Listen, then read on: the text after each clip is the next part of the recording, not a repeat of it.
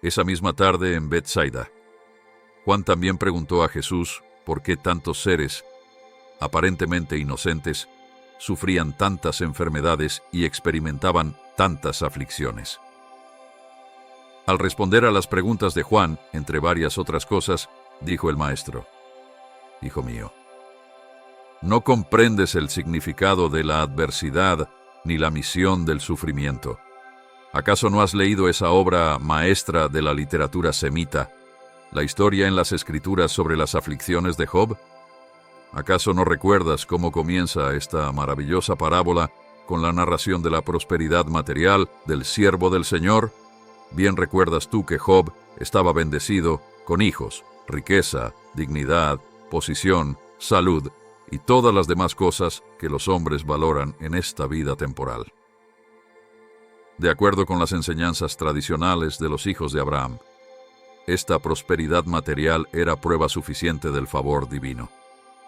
Pero tales posesiones materiales y tal prosperidad temporal no indican el favor de Dios. Mi Padre en el cielo ama a los pobres tanto como a los ricos. Él no hace acepción de personas. Aunque la transgresión de la ley divina cosecha, tarde o temprano, el castigo, aunque los hombres indudablemente terminan por cosechar lo que sembraron, debes saber que el sufrimiento humano no es siempre castigo por un pecado anterior. Tanto Job como sus amigos trataron en vano de hallar la respuesta verdadera de sus perplejidades. Y gracias a la luz de que disfrutas ahora, no asignarías ni a Satanás ni a Dios los papeles que ambos juegan en esta parábola singular. Aunque Job no encontró, a través del sufrimiento, la resolución de sus problemas intelectuales, ni la solución de sus dificultades filosóficas, ganó él grandes victorias, aun cuando enfrentado con la desintegración de sus defensas teológicas, ascendió a esas alturas espirituales en las que podía decir con sinceridad: yo me aborrezco. Entonces, pues, se le dispensó la salvación de una visión de Dios. Así pues, aun a través del sufrimiento mal entendido, Job ascendió al plano sobrehumano de comprensión moral y discernimiento espiritual. Cuando el siervo que sufre tiene una visión de Dios, se produce una paz en el alma que sobrepasa toda comprensión humana. El primero de los amigos de Job, Elifaz, exhortó al sufriente a que ejerciera en sus aflicciones la misma fortaleza que había prescrito a otros en los días de su prosperidad. Dijo este falso consolador: confía en tu religión, Job. Recuerda que los que sufren son los protervos, no los que son rectos. Debes de merecerte este castigo, o no serías afligido de este modo. Bien sabes que ningún hombre puede ser recto ante los ojos de Dios. Sabes que los malvados nunca prosperan. De todos modos, parece que el hombre está predestinado a sufrir, y tal vez el castigo del Señor sea por tu bien. No es de sorprender que el pobre Job no hallara gran consuelo en esta interpretación del problema del sufrimiento humano, pero el consejo de su segundo amigo, Bildad, fue aún más deprimente, a pesar de su tino, desde el punto de vista de la teología aceptada en aquella época. Dijo Bildad: Dios no puede ser injusto, tus hijos han de haber sido pecadores, puesto que perecieron, tú debes haber errado, o no sufrirías tanto. Si eres verdaderamente recto, seguramente te librará Dios de todas tus aflicciones. Debes aprender de la historia de los tratos de Dios con el hombre que el Todopoderoso tan solo destruye a los protervos. ¿Y recuerdas tú cómo respondió Job a sus amigos, diciendo: yo bien sé que Dios no oye mi lamento? ¿Cómo es posible que Dios sea justo y al mismo tiempo no haga caso alguno de mi inocencia? Estoy aprendiendo que no consigo satisfacción apelando al Todopoderoso. ¿Acaso no veis que Dios tolera las persecuciones de los malos contra los buenos? Puesto que el hombre es tan débil, ¿qué posibilidades tiene de que un Dios omnipotente lo tome en cuenta? Dios me ha hecho lo que soy, y cuando Él se pone en mi contra, no tengo defensa. ¿Por qué me creó Dios para que yo sufra de esta manera tan miserable? ¿Y quién puede criticar la actitud de Job en vista del consejo de sus amigos y de las ideas erróneas sobre Dios que ocupaban su mente? ¿No es acaso cierto que Job ansiaba un Dios humano, que tenía sed de comunicarse con un ser divino que conociera la condición mortal del hombre y comprendiera que los justos muchas veces deben sufrir siendo inocentes como parte de esta primera vida en la larga ascensión al paraíso?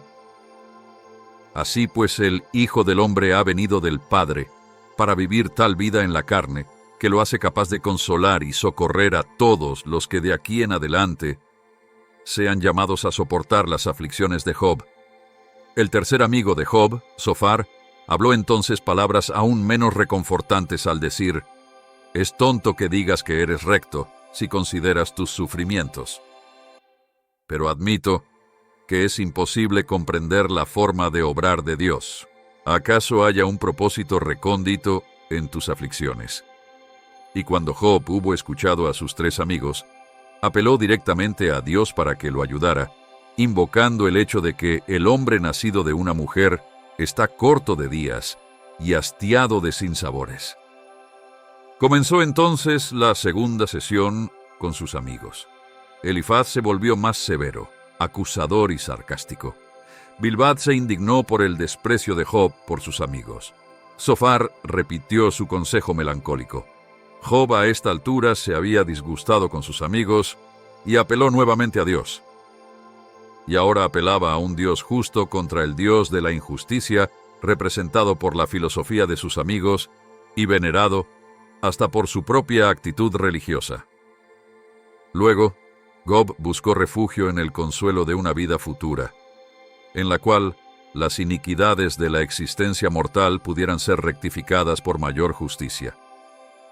La imposibilidad de recibir ayuda del hombre lleva a Job a Dios.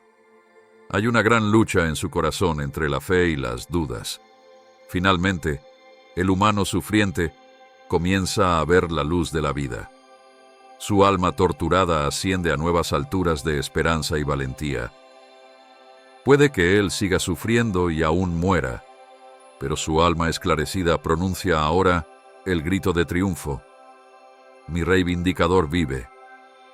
Job tenía razón en poner en tela de juicio la doctrina de que Dios aflige a los hijos para castigar a sus padres. Job estaba pronto a admitir que Dios es recto, pero anhelaba una revelación que pudiera satisfacer su alma sobre el carácter personal del Eterno. Y esa es nuestra misión en la tierra.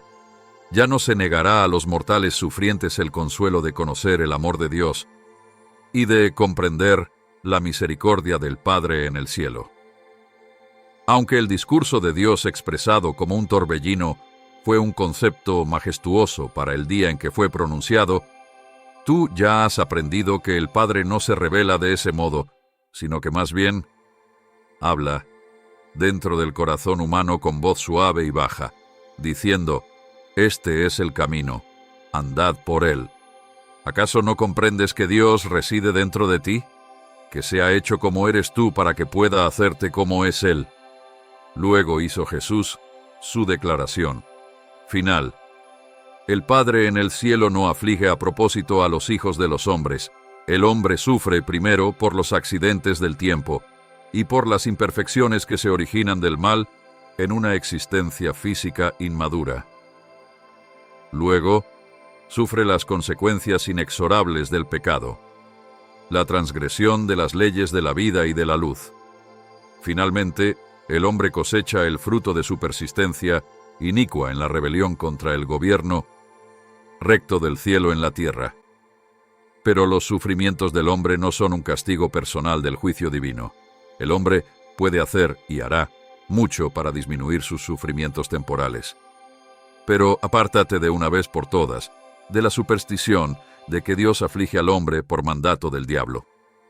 Estudia el libro de Job solo para descubrir cuántas ideas erróneas sobre Dios pueden aún los hombres buenos honestamente albergar, y luego observa cómo aún el dolorosamente afligido Job halló el Dios del consuelo y de la salvación, a pesar de estas enseñanzas erróneas.